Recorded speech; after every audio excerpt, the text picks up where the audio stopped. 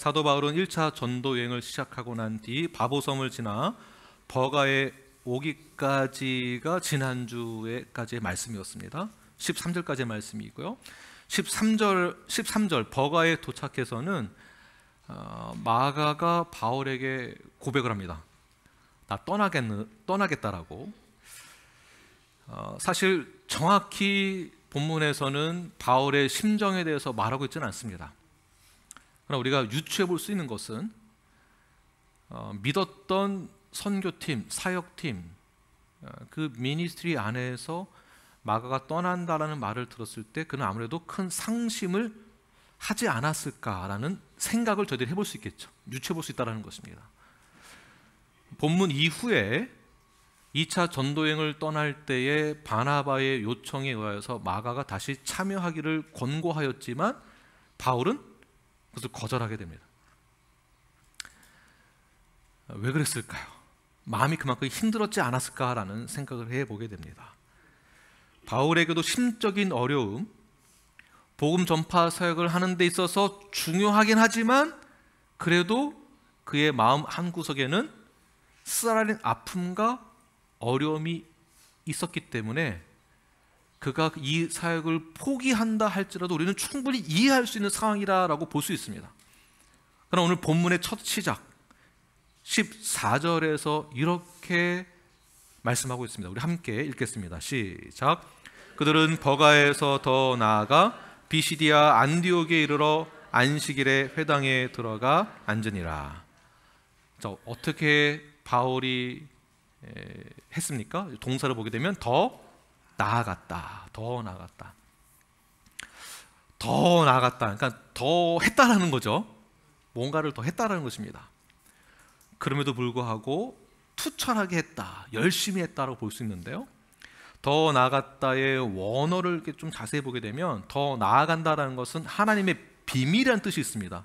연결이 잘 안 되는 것 같은데 다시 말해서 이것을 좀 풀어서 본다면 하나님의 비밀을 깨달은 자들은 우리가 더 나아가는 데 있어서 그 문제를 쉽게 뛰어넘을 수 있는 자들이다라는 뜻에서 더 나아갔다라는 표현을 쓰고 있는 것입니다. 그러니까 하나님의 비밀을 안 자들이 모든 문제가 있어도 쉽게 뚫고 나갔다는 뜻이에요. 마가로 인하여서 실망감이 크고 낙심이 있을 수 있지만 바울은 더 나아갔습니다. 더 나아갔다는 것에 대해서 우리에게 큰 도전이 주어지고요. 우리에게 메시지가 주어지는 것이 바로 더 나아갔다라는 것. 여러분 인생 가운데 있어서 내가 더 나아가지 못하게 만드는 부분이 어떤 것이 있을까요? 무엇이, 어떤 문제가 여러분의 발목을 붙잡고 있습니까? 관계의 어려움, 경제적인 어려움, 삶의 무게로 인하여서 내가 겪는 정신적 압박과 무게감 때문에 스트레스 나여서 육체적인 질병에 걸리기도 하죠. 앞으로 나아가고 싶은데 내 자존심이 문제가 걸리고, 앞으로 나아가고 싶은데 사람들이 나를 보는 시선이 신경 쓰이고, 내가 더 나아가고 싶은데, 내가 더 돋보이고 싶은데, 내가 더 하고 싶은데 여러 가지 상황이, 환경이 나를 그렇게 만들어지지 못할 때 내가 더 나아가지 못하는 경우들이 생기기도 합니다. 그러나 바울은 더 나아갔습니다. 어떻게 더 나아갈 수 있었을까요? 우리 그것을 한번 살펴보고자 합니다. 첫 번째, 바울이 더 나아갈 수 있던 것은 그에게 사명의식이 있었기 때문에 그는 더 나아갈 수 있었습니다. 사도 바울은 분명한 사명의식을 가지고 있었습니다. 목표의식이죠. 그는 진리를 깨달았고 하나님의 그 깊은 계획을, 뜻을 깨달은 바울은 그 진리가 나를 자유케 하여 주신다는 것을 온전히 알았기 때문에 그 어떠한 문제보다도 어떤 어려운 상황보다도 더 좋은 것이 진리에 대한 자유함을 얻은 그 사건, 그 사건이 그를 사명자로 만들어준 것입니다. 진리가 그를 바꿔놓은 것이죠. 진리를 깨달은 자들이, 복음이 그를 바꿔놓은 것이에요. 그래서 그는 사명자가 되었고 다시 한번 복음을 증거하기 위한 그 믿음의 발걸음을 내딛게 됩니다. 복음을 전하는 데 있어서 뒤로 물러섬이 없었습니다. 오직 십자가만을 증거하고 십자가만을 자랑하는 바울의 모습을 볼 수가 있습니다. 갈라디아서 6장 14절 말씀을 함께 읽겠습니다. 시작. 그러나 내게는 우리 주 예수 그리스도의 십자가 외에 결코 자랑할 것이 없으니 그리스도로 말미암아 세상이 나를 대하여 십자가에 못 박히고 내가 또한 세상을 대하여 그러하니라. 아멘. 오직 사도 바울은 어떤 장벽이 있다 할지라도 십자가만을 자랑하기 위한 사명을 가지고 더 나아가는 그러한 사도 바울을 볼 수가 있습니다. 사명감이 그를 이끌고 있고요, 목표의식이 그를 이끌고 있습니다. 목표의식이 그의 삶의 방향을 설정해주고 있고요, 목표의식이 절망에서 뛰어넘을 수 있도록 만들어주고 있고, 목표의식이 복음을 전하는 곳으로, 그 사명의식이 나의 삶을 복음을 전하는 곳으로 인도하는 바울을 볼 수가 있습니다. 그래서 더 나아간다라는 이 표현은요, 너 더 잘해야 된다, 더 열심히 해라, 그래야만 많은 열매를 맺을 수 있다, 이런 뜻이 아닙니다. 베드로는 3,000명, 5,000명 그 복음을 전했을 때 놀라운 회심하는 자들의 큰 부흥을 경험했던 장본인이기도 합니다. 그러나 바울은 가는 곳마다 그러한 기적이 일어났는가? 그렇지 않았습니다. 바울은 가는 곳마다 복음을 전할 때 비난을 받았으며 손가락질을 당했고요, 가는 곳마다 동료들로부터, 형제들로부터 살해의 위협을 받았습니다. 고소를 당하고. 얼마나 힘들었을까요? 겉으로 보기에는 많은 열매가 보이지 않았습니다. 그러나 그는 더 나아갔습니다. 왜? 그에게 사명감이 있었기 때문에 그렇습니다. 사명의식. 그 사명의식은 어디에서 비롯되는 것일까요? 바로 나의 모든 죄가 예수 그리스도의 십자가에서 죽으심으로 말미암아 다 사함 받았다라는 것을 믿었기 때문에 그렇습니다. 진정한 자유함을 경험한, 구원에 대한 확신이 있는 자들, 그런 자들이 내가 뭔가를 해보겠다라는 뜻에서 한 것이 아니었다라는 것입니다. 더 나아갔다는 것은 포기하지 아니하고 하나님이 나를 이끄시고 계시다라는 것을 믿었기 때문에 그는 더 나아갈 수 있었던 것입니다. 하나님은 우리의 삶을 이끄십니다. 믿으십니까? 이곳에서 가장 하나님 원하시는 곳으로 옮겨주시는 거예요. 구약의 모든 사건들과 내용들이 하나로 집중되어집니다. 하나님이 이끄시고 계세요. 하나님의 주권과 섭리로 인하여서 가장 중요한 곳으로 인도해 주고 계세요. 우리에게 주어진 이 삶은 그냥 살아가는 것, 힘들고 어려우니까 열심히 한번 살아보자, 나만 믿는 게 아니지, 다 어렵지, 이런 일도 있고 저런 일도 있고 인생이 그런 거지 뭐 하고 살아가는 것이 아니라 하나님이 나를 이끄신다라는 확신, 그 진리가 우리를 자유케 하여 주므로 우리는 사명이 주어진 것입니다.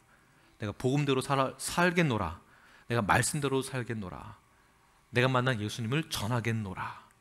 이 바울처럼 그 사명감을 가지고 모든 위기와 절망 가운데에서 더 나아가시는 뉴라이프 성도가 되기를 간절히 축원합니다. 두 번째는 바울이 더 나아갈 수 있었던 그 이유는 사명의식이었었고요, 그 사명의식 안에는 핵심이 복음 전파에 있었습니다. 복음을 전하는 것.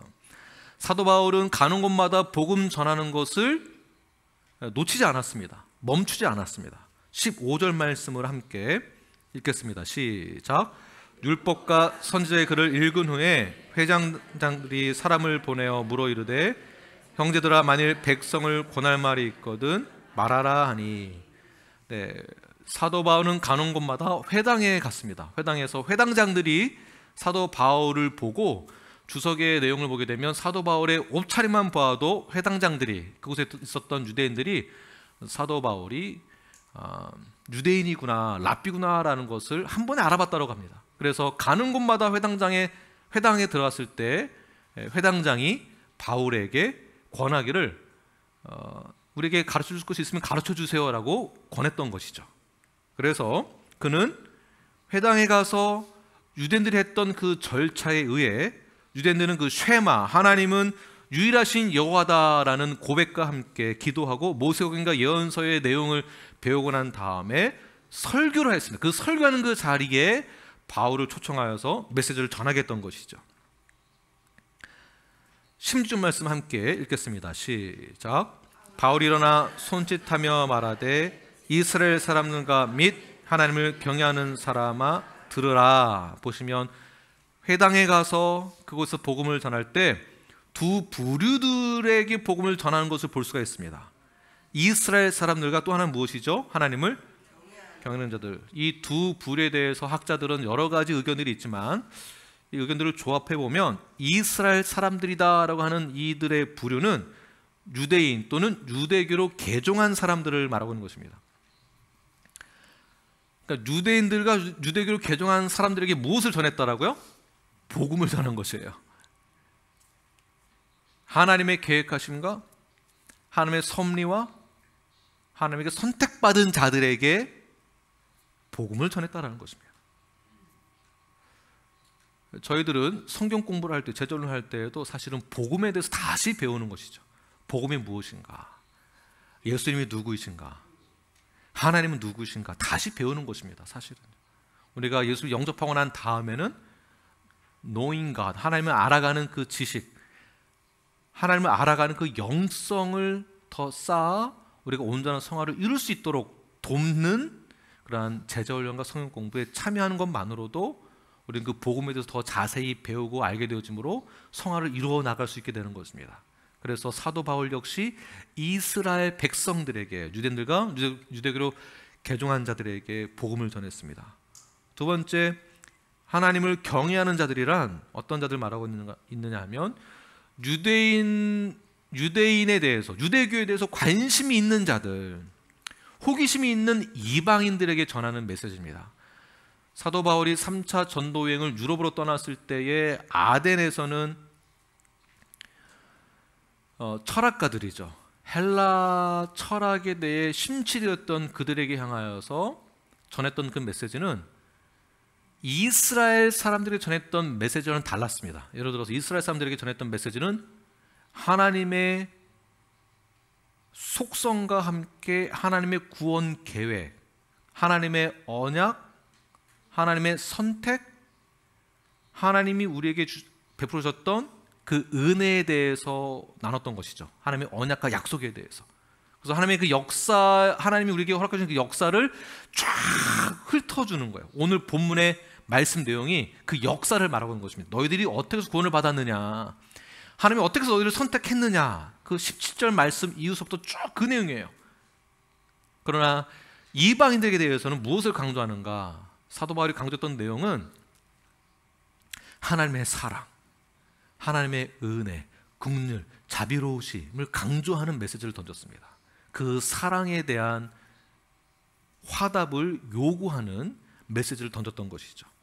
17절 말씀을 함께 읽겠습니다. 시작.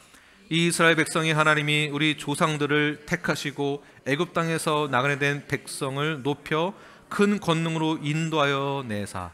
17절부터의 내용이 그 하나님의 선택과 언약에 대한 메시지, 그 역사를 쭉 얘기하는 거예요.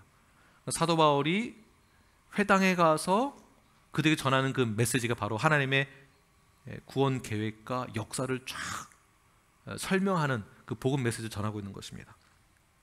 이 메시지가 어디에서부터 등장했는가? 스데반 집사의 설교와 똑같은 내용입니다. 베드로가 전했던 설교 내용과 똑같은 것입니다. 바울의 메시지가 구약에서의 메시지 전달을 통하여서 마지막 결론 내리는 부분이 있는데요, 그 부분이 바울에게 있어서 큰 도전이 되었던 것이죠. 스데반이 복음을 전하고 메시지를 전했을 때에 그 현장에 있었던 자가 바로 바울입니다. 그의 죽음을 목격하였습니다. 그래서 유대인들에게 향하여 복음을 전할 때, 유대인들을 했을 때에는 하나님의 약속과 선택을 강조하고요, 이방인을 타겟화했을 때에는 하나님의 사랑과 구원, 하나님의 자비와 용서, 긍휼함에 대한 복음을 증거했을 때 마지막 결론 어디에 도달하게 되는가? 쭉 복음에 대해 설명을 하지만 결국 마무리가 어디냐? 23절입니다. 함께 읽겠습니다. 시작. 하나님이 약속하신 대로 이 사람의 후손에서 이스라엘을 위하여 구주를 세우셨으니 곧 예수라. 아멘. 자세히 보시기 바랍니다. 이방인에게 복음을 전하건 유대인들에게 복음을 전하건 마지막 결론은 어디로 끝납니까? 예수 그리스도로 끝난다는 것입니다. 네. 하나님이 약속하신 대로 그 약속 언약을 강조하고요. 그 다음에 이 사람의 후손에서 이스라엘을 위하여 누구를 세웠다고요? 예수님, 구주를 세우셨으니 곧 예수라. 유대인들은요, 구약에서 말하고 있는 구원자 메시아가 예수입니다라는 것을 믿지 않는 자가 태반이었습니다. 어떻게 예수님이 구원자냐? 우리 교회 안에서도요, 또는 세상에서도 예수님의 존재를 부인하는 자들도 있을 수 있습니다. 어떻게 죽은 자가 구원자가 될 수 있는가? 어떻게 신이 죽을 수 있는가? 죽었다면 어떻게 그 인간이라고 말하는 그가 다시 살 수 있단 말인가? 죽은 자가 어떻게 살아나는가? 이 성경의 원리, 하나님의 섭리를 인정하지 못하고 이해하지 못하는 자들이 안과 밖으로 다 있을 수 있다는 거죠. 그래서 사도 바울은 복음을 전할 때 회당에서 유대인들과 이방인들, 관심이 많은 자들에게 복음을 동일하게 전했습니다. 웨이코에 있는 First Baptist Church에서도 예전에 한 12년 전에 제가 처음 왔을 때 세미나가 있었는데요. 그때 여기 담임 목사님이 그 교회가 부흥했던 성장의 비결을 말을 할 때 첫 번째, 교회 안에서 복음을 전하십시오. 구원의 확신이 있는지를 점검하십시오. 그리고 예수님을 전하십시오. 이 얘기를 하시더라고요. 흔히 생각을 할 때 믿는 자의 몸이다라고 한다면 어떻게 교회 안에서 다시 복음에 대해서 예수님에 대해서 전할 수 있겠습니까? 그러나 우리는 날마다 말씀을 듣고 깨달아야 될 것은 예수님이 우리에게서 가장 중요한, 하나님이 미리 계획하여 두셨던, 하나님의 계획과 섭리 안에 두셨던 예수 그리스도가 우리에게 주어졌으면 우리는 날마다 상고하는 것, 계속 상고하는 거예요. 기억하고 더듬어내고, 상고하다를 영어로 하면 스터디예요. 스터디한다라고 표현을 하고 있어요. 영어로는 계속 연구를 해야 한다는 것입니다. 23절을 다시 한번 보시게 되면 하나님이 약속하신 대로, 구약에서 하나님은 언약, 약속이 어떻게 이루어집니까? 예수님을 반드시 이루어지는 것을 계속 말하고 있는 거예요. 사도 바울은 계속 강조합니다. 하나님의 약속, 구약에서의 모든 약속, 예수님으로 종결되어진다. 그가 바로, 메시아가 바로 예수 그리스도다. 너희들이 돌을 던졌고, 너희들이 상소를 줬고, 너희들이 창을 찔렀고, 너희들이 피 흘리게 한 그가 바로 메시아 예수 그리스도다. 하나님은 모든 것을 그 약속하신 것대로 이루신다라는 것을 믿으시는 저 여러분이 되길 바랍니다. 이스라엘 백성들은 구약의 모든 그 내용들이 복잡하잖아요. 복잡해요. 스토리도 길어요. 좋았다가 나빴다가, 좋았다가 나빴다가, 죄졌다가 회개했다가 용서했다가 또 죄졌다가 결국 망하잖아요. 망하는 것을 끝날 줄 알았지만 하나님의 주권과 섭리와 계획은 무엇입니까? 예수 그리스도. 다시 말해서 좋았다가 나빴다가, 이런 사건 저런 사건, 이런 불평 저런 불평, 이러저러 하다가 결국 하나님이 우리들에게 주시는 것은 예수님을 만나게 주시는 것이 목적이다라는 것입니다. 구약의 내용의 포인트가 이런 거예요. 사실은요, 죄에서 해방시켜 광야를 지나 가나안 땅으로 들어가기까지 수많은 이 시간의 여정들 속에 우리는 이러한 생각을 하기도 합니다. 아니, 왜 하필이면 광야의 시간을 우리에게 줘가지고 힘들게 하는가? 왜 광야가 우리에게 주어지는가? 왜 광야인가? 왜 이렇게 힘든가? 계속 찾아가 보니까 처음부터 아담과 하와가 죄만 짓지 않았어도 여기까지 가거든요. 왜 죄를 져가지고 우리가 이렇게 힘들게 예수님 믿고 힘들게 살아가는 거야? 이 죄 때문에, 죄의 원죄 때문에.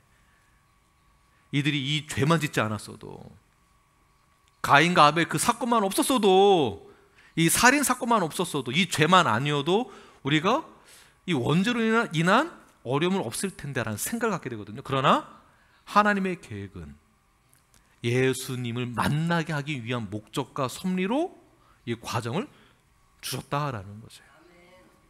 하나님의 계획이에요. 반드시 이 약속은 이루어진다라는 것입니다. 그래서 우리 교회에게, 그리고 여러분의 삶 가운데 적용해 보겠습니다. 우리가 신앙생활 열심히 하고 있고, 우리가 주님을 알아가고 있고 성화를 이루고 있다라고 하지만 개인적으로 겪는 어려움들이 있을 것입니다.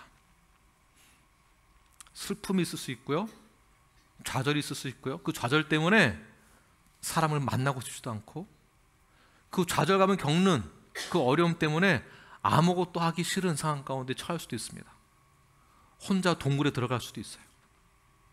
그렇다고 하나님께서 여러분들을 버리시거나 벌 주려고 하는 것이 아닙니다. 예수님을 만나게 하기 위한 섭리가 그 안에 있다는 것을 꼭 기억하십시오. 우리 교회도 마찬가지입니다. 여러 가지 사건 사고가 있을 수 있습니다. 있다라고 해서 하나님은 우리 교회에 계시지 않는 건가? 그렇지 않다는 것이에요. 예수님으로 연결되도록 하기 위한 과정이 독특하게 우리에게 있다는 것입니다. 독특하게 예수님을 만나게 된 것, 그리고 휴스턴에 와서 뉴라이프를 만나 뉴라이프 교회 안에서 한 몸을 이루게 된 것, 한 몸을 이룬 성도가 된 것, 이 모든 것은 우연으로 이루어진 것이 아니라 하나님의 계획대로, 섭리대로, 약속대로 이루어진 것입니다. 우리에게 있었던 모든 좋건 안 좋건 여러 가지 있었던 그 사건들은 주님을 만나게 하기 위한 하나님의 계획이다라는 것을 꼭 기억하십시오. 우리들의 만남은 우연이 아닙니다. 우리들의 만남은 어쩌다가 만난 것도 아니고요.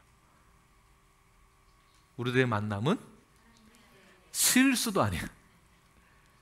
실수로, 우연히, 어쩌다가 만난 인연이 아니라 하나님의 계획하신 가운데 만나게 된 것입니다. 그 만남을 통하여서 우리는 예수님을 알고 예수님을 만나 한 몸을 이루어서 온전한 교회를 세워 나아가는 것이 성경적으로 건강한 교회라고 볼 수 있는 것입니다. 23절 후반절 다시 한번 보게 되면 그 예수님, 하나님의 계획, 하나님의 언약은 어디로 연결됩니까? 이스라엘을 위하여 구주를 세우셨어요. 누구를 위하여? 이스라엘을 위하여. 이스라엘. 영적으로는 우리가 믿는 자를 말하는 것이겠죠. 믿는 자. 우리에게 정의해 본다면 뉴라이프를 위하여 누가 세워졌습니까? 예수 그리스도. 하나님의 모든 약속은, 하나님의 모든 계획과 섭리는 뉴라이프 교회를 위하여 예수님을 만나게 해주신 거예요. 네. 더 깊이 적용해 본다면 여러분의 개인의 삶을 위하여서, 개인을 위하여서 하나님께서 준비하신 구원 계획이 있는데 바로 예수 그리스도이십니다. 여러분 개인을 위하여 하나님께서 예수 그리스도를 미리 준비해 주셨습니다. 예수님을 만나게 해주신 거예요. 여러분 개인의 삶에 히스토리가 있으시잖아요. 말할 수 없는, 정말 가까운 사람 이외에 말할 수 없는 히스토리가 여러 가지 있을 것이에요. 숨기고 있는 히스토리. 그러나 그 모든 것 하나님이 예수님을 여러분들이 만날 수 있도록 하나님이 다 계획하시고 준비해 주신 것이다 라는 것입니다. 너희를 위하여 주 예수 그리스도를 세우셨으니, 우리의 가정을 위하여 하나님께서 예수님을 세우셨으니, 우리의 자녀를 위하여, 우리의 사업장을 위하여, 우리의 삶을 위하여 하나님께서 우리에게 예수님을 세워 주셨습니다. 모든 열방 가운데 믿는 자들을 위하여서도 하나님께서 예수님을 우리에게 보내주신 거예요. 그 예수님 우리에게 있음을 기억하셔서 하나님의 그 약속은 반드시 이루어짐을 믿으시고 그리고 그렇게 기도하시며 나아가신 저와 여러분이 되길 간절히 축원합니다.